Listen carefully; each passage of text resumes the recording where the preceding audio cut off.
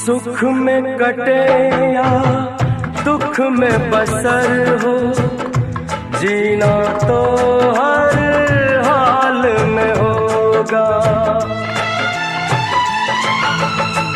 सुख में कटे या दुख में बसर हो, जीना तो हर हाल में होगा।